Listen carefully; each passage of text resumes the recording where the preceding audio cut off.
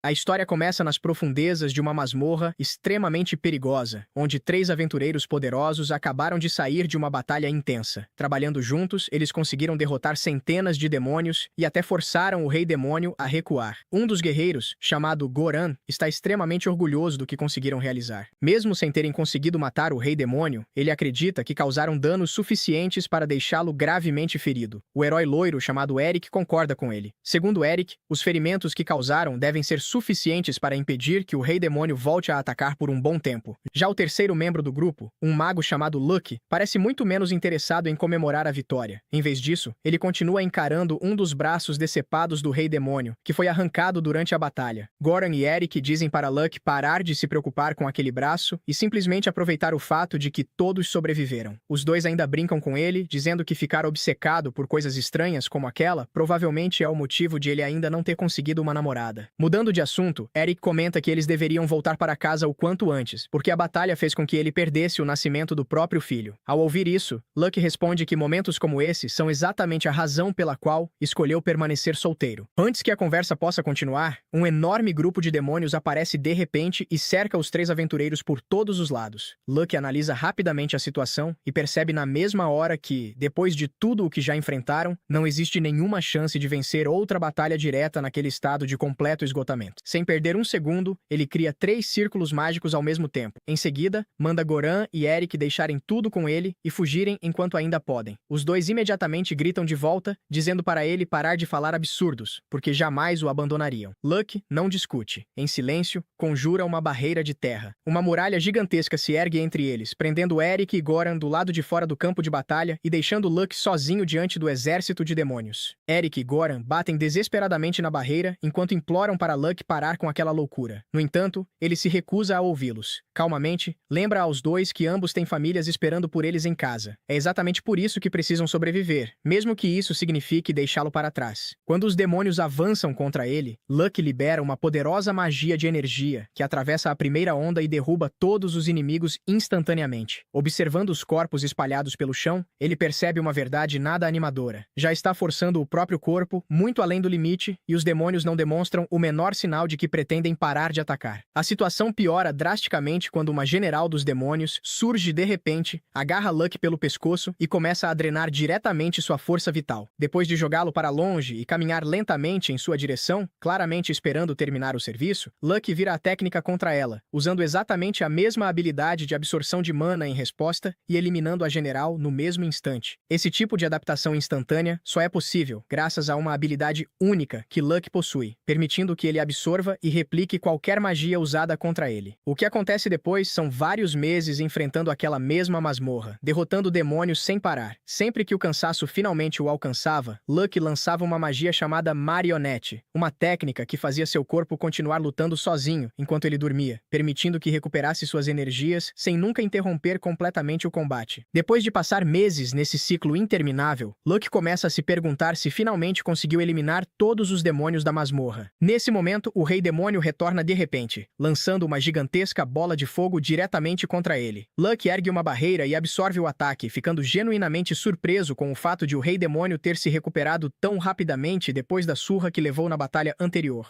Lucky parte para cima tentando usar novamente seu toque de drenagem, mas o Rei Demônio responde criando uma barreira invisível que absorve completamente a habilidade. A partir daí, Lucky começa a ser dominado pouco a pouco, e a situação chega ao pior momento quando a Hexblade do Rei Demônio despedaça completamente sua espada. Sem nenhuma arma para lutar de perto, Lucky abandona o combate corpo a corpo e passa a depender exclusivamente de magia. Ao mesmo tempo, dispara seu Hellfire aprisionador e seu toque de drenagem. Os dois ataques acertam simultaneamente, colocando o Rei Demônio em uma situação impossível. Ele pode morrer queimado pelas chamas infernais ou ter toda a sua força vital consumida pelo toque de drenagem. Logo em seguida, uma explosão cegante toma conta do local. Quando a luz finalmente desaparece, Lucky se levanta lentamente do chão e avalia o resultado da batalha. O Rei Demônio foi finalmente derrotado. Lucky comemora discretamente, pega a Hexblade como seu prêmio e segue em direção à superfície. Assim que sai da masmorra, rapidamente percebe que não faz ideia de onde está. Para piorar ainda mais a situação, seu cartão de aventureiro foi completamente incinerado durante a batalha, deixando-o sem dinheiro e sem qualquer documento que pudesse provar sua identidade. Depois disso, ele parte rumo à capital do reino. No momento em que chega, os guardas o param e chamam sua atenção por estar andando completamente nu. No fim, fim, acabam lhe dando roupas novas para vestir. A primeira coisa em que Luke pensa é ir diretamente até a casa de Goran. Quando chega lá, fica impressionado com o tamanho gigantesco da mansão. Ele pede imediatamente para falar com Goran, mas o mordomo recusa seu pedido, acreditando que Luke é apenas mais um admirador tentando conhecer o famoso herói. Sem outra alternativa, Luke decide seguir para a Guilda dos Aventureiros para solicitar uma nova carteira de aventureiro. No caminho, percebe uma enorme estátua de pedra no centro da cidade, algo que não existia antes. Curioso, pergunta a um homem que passava por ali quem era aquela pessoa representada na estátua. O homem fica completamente surpreso por Luke não reconhecê-la e explica que aquela é a estátua de São Luke, o lendário herói que lutou dentro da masmorra para conter os demônios durante uma década inteira. Naquele instante, Luke percebe que a estátua foi construída em sua homenagem e entende que todos acreditaram que ele havia morrido dentro da masmorra. É justamente por isso que ergueram um monumento para honrar seu sacrifício. Ele também fica completamente chocado ao descobrir que passou 10 anos inteiros lutando lá dentro, sem sequer perceber a passagem do tempo. Já na sede da Guilda dos Aventureiros, quando entra no local, um dos aventureiros começa a provocá-lo por ser tão pequeno. No entanto, nosso protagonista simplesmente o ignora. Isso claramente irrita o sujeito, que já estava prestes a lhe dar uma bronca. Mas bem nesse momento, alguém segura seu ombro. Acaba sendo Goran, que ao ver Luke, o leva embora entre lágrimas. Em uma sala privada, o velho Goran o abraça tomado pela felicidade. Luke pergunta se ele realmente está chorando, e acima de tudo, se virou mesmo um velho. Goran nega a primeira pergunta, mas confirma a segunda. Afinal, já se passou uma década. Depois que trazem comida para o nosso protagonista, ele começa a devorar tudo, dizendo que finalmente pode comer depois de passar 10 anos sem ingerir nada, já que durante todo esse tempo, sua energia vinha da habilidade de drenar. Ao ouvir isso, Goran tira a comida dele e o repreende por exagerar nos alimentos sólidos depois de tanto tempo em jejum. Em vez disso, manda o mordomo trazer mingau. Depois de um tempo, alguém chega com o mingau. No entanto, quem aparece é Eric, o bonitão. Assim que vê Luke de volta, ele também fica emocionado. Nosso protagonista sente um enorme desconforto ao ver dois velhos chorando na frente dele. Então, para aliviar o clima, faz uma piada. Nesse momento, Eric e Goran perguntam se ele não acha estranho o fato de não ter envelhecido absolutamente nada. Na verdade, parece até que ficou mais jovem. Luke trata aquilo como brincadeira, mas ao olhar seu reflexo na janela, descobre que realmente está menor. Imediatamente começa a pensar no motivo disso ter acontecido. Então conclui que deve ter sido quando derrotou o Rei Demônio usando o Drenar, pois acabou absorvendo grande parte da energia vital dele. Ao ouvir essa explicação, seus amigos ficam completamente boquiabertos e perguntam se ele realmente derrotou o Rei Demônio. Luke responde que sim, já que ele havia revivido e reaparecido. Diante disso, Eric explica que o reino reforçou o exército prevendo a recuperação e uma nova invasão do Rei Demônio. Mas como Luke já o derrotou, agora lhe devem uma recompensa. Goran confirma isso chamando Eric de Sua Majestade. Luke fica completamente perplexo ao ouvir aquilo e pergunta se ele agora é o rei. Eric confirma, explicando que o antigo rei acreditava que ele merecia o trono por ter repelido o Rei Demônio. Em seguida, Goran também revela que se tornou o grande mestre da Guilda dos Aventureiros. Luke fica feliz ao saber que seus amigos conquistaram tantas realizações, mas então eles comentam que ele próprio também possui várias. Inclusive, é conhecido como o Mago Supremo, o Arquiduque Luke Franen. Ao ouvir isso, o protagonista fica surpreso e, acima de tudo, pergunta quem seria Franen. Eric o tranquiliza, explicando que lhe concedeu um título de nobreza como recompensa pelos seus serviços depois de erguerem sua estátua. Percebendo que tudo aquilo foi obra de Eric, Luke pergunta se a nobreza não se opôs à decisão. Eric responde que de forma alguma. Afinal, Luke não tinha família, e todos acreditavam que ele havia morrido. Diante disso, Luke pergunta se não será um problema ter voltado vivo. Porém, decide não dar muita importância ao assunto e prefere deixar a história exatamente como está, já que pretende aproveitar essa situação para recomeçar do zero. Dessa forma, recebe uma nova carteira de aventureiro com um feitiço que oculta seu verdadeiro nome. Agora, ele passa a se chamar Locke Fransen. Seu antigo cargo era o de Mago Supremo de Rank S, então decide que sua nova profissão será a de Guerreiro de Rank F, tornando-se oficialmente Locke, o Guerreiro Rank F. Nesse momento, Goran pergunta se ele realmente tem certeza de começar tudo novamente, mas Locke responde que já está cansado de lutar contra gente poderosa. Quando está prestes a partir, o mordomo pede desculpas a Locke, e então vemos uma garota voltando do treinamento. Locke diz ao mordomo que não guarda nenhum ressentimento. Quando perguntam para onde ele pretende ir, responde que seguirá para a Guilda dos Aventureiros. Chegando lá, conhecemos Aaron, a recepcionista. Locke entrega a missão que deseja realizar, o extermínio de goblins. Aaron o adverte que aquilo é extremamente perigoso para um novato, explicando que muitas pessoas morrem por subestimarem os goblins, e que justamente por isso, não permitirá que ele aceite a missão. Porém, nesse momento aparece uma dupla chamando Locke para acompanhá-los, já que eles são um mago e uma arqueira de Rank F, e só lhes falta um guerreiro. Graças a isso, Aaron aceita deixá-los partir em grupo e carimba a missão dos os três. O problema é que Loki nem sequer havia aceitado o convite, mas agora já não tinha mais jeito. Do lado de fora, o mago se apresenta como Ario e sua irmã como Ginny. Juntos, eles seguem para bem longe da cidade. Segundo o relatório da missão, há 2 meses vem desaparecendo plantações, gado, vacas e ovelhas, e acabaram encontrando uma cerca destruída a oeste, na direção da caverna dos Goblins. Graças às observações de Ginny, eles estimam que existam pelo menos 10 Goblins e conseguem localizar a posição da caverna. Loki fica impressionado com a capacidade de observação dela. No entanto, percebe que o cálculo da quantidade de Goblins está errado, pois existem pegadas camufladas. Como os Goblins não são inteligentes o bastante para esconder rastros, isso significa que existe outro monstro liderando o grupo. Mesmo percebendo isso, Loki decide não comentar nada. Caso contrário, seus companheiros não aprenderiam nada. Eles continuam avançando até chegarem ao esconderijo dos Goblins, que na verdade é uma antiga mina. Loki sente que há algo estranho naquele lugar, sensação que Ginny também compartilha. Já Ario não acredita nisso e sugere que acabem logo com os Goblins antes do anoitecer. Então Loki apresenta um plano. Ele seguirá na linha de frente, enquanto Ginny dará cobertura com suas flechas. Por fim, pede que Ario economize sua magia o máximo possível. Dito isso, parte imediatamente para o ataque. Em um único golpe, decepa a cabeça de um Goblin, enquanto Gin protege suas costas. Graças ao excelente trabalho em equipe, conseguem eliminar praticamente todos os Goblins. Porém, como consequência, Ginny e Ario acabam completamente exaustos. Loki avisa que uma quantidade tão grande de Goblins normalmente é liderada por um Hobgoblin, então recomenda que todos permaneçam atentos. Depois de descansarem o suficiente, Loki pergunta como eles estão. Ario responde que ainda consegue lançar apenas mais uma bola de fogo. Já Ginny está quase sem flechas. Diante dessa situação de vulnerabilidade, Ario propõe que recuem, decisão que Loki reconhece como a melhor escolha. Entretanto, justamente quando estavam indo embora, um rugido monstruoso ecoa por todo o túnel. Ao chegarem até a origem do som, descobrem que se trata de um Lord Goblin. Loki começa imediatamente a analisar a situação, pois, teoricamente, os Goblins deveriam ter uma criatura inteligente como líder, já que vinham roubando o gado aos poucos de forma organizada. No entanto, aquele Goblin Lord não demonstra o menor sinal de inteligência, o que significa que existe alguém ainda mais perigoso tomando as decisões nos bastidores. Quando Loki já estava prestes a desembainhar sua espada, uma garota gato surge de repente e ataca o monstro, pedindo ao nosso pequeno protagonista que saia do caminho. A luta continua com a garota desviando do ataque do monstro e conseguindo cortar seu ombro. Os aventureiros ficam impressionados, porém ela aconselha que todos fujam enquanto ainda podem. Loki manda que eles recuem e tomem cuidado com os Goblins. Ario obedece à ordem, pois sabe que agora estaria apenas atrapalhando. Em sua mente, Loki o elogia por isso e pergunta à garota se ela precisa de ajuda. Ela pergunta por que ele ainda não foi embora, e ele responde que tem seus motivos. A garota aceita que ele fique, desde que não interfira. Porém, pelo que Loki consegue ver, tudo indica que ela vai perder. A garota não entende o que ele quer dizer, até que sua espada acaba se quebrando. Loki pergunta outra vez se ela não quer ajuda, mas ela apenas manda que ele vá embora. Na mesma hora, a garota saca outra espada que tinha guardada. Mesmo assim, a força do monstro a faz perder a arma. Sim, o próprio mundo parece dizer que ela precisa de ajuda. Diante disso, Loki decide intervir, enfurecendo o subordinado. Porém, nosso protagonista o cala, cortando-o em 4 partes. A garota fica surpresa e pergunta quem ele é, mas antes disso pede desculpas. Ela se apresenta como Sia, filha de Danton, chefe da tribo dos Homens Besta do Oriente, agradecendo imensamente por ele tê-la salvado. Agora sim ela pergunta quem ele é. Loki responde que é um aventureiro de Rank F. Sia obviamente não acredita, mas ele confirma mostrando sua carteira. Primeiro, ela acha estranho que ele tenha orgulho do próprio rank. Segundo, não entende como alguém de Rank F pode ter tanta força. Loki não entra em detalhes e pergunta qual é o rank dela. Sia responde que é Rank B e pede desculpas por ter mandado ele fugir mesmo tendo tanta habilidade. Sempre humilde, Loki diz que ela apenas falou aquilo porque pensou que ele fosse um novato, então não precisa se desculpar. Agora que os dois já se conhecem, Loki pergunta o que existe mais para o fundo da caverna, pois sabe que há alguém mais forte que o Goblin Lord que derrotou. Ao ouvir isso, Sia revela que aquele com quem estava lutando era apenas um subordinado. Esclarecida a situação, Loki decide enfrentá-lo. Afinal, esse é o seu trabalho. Sia comenta que esse inimigo não será tão fácil quanto o anterior, pois se trata de um Vampire Lord. Eles possuem uma quantidade enorme de vida e conseguem se transformar em morcegos ou névoa. Sim, como eu disse, é um vampiro, um senhor vampiro.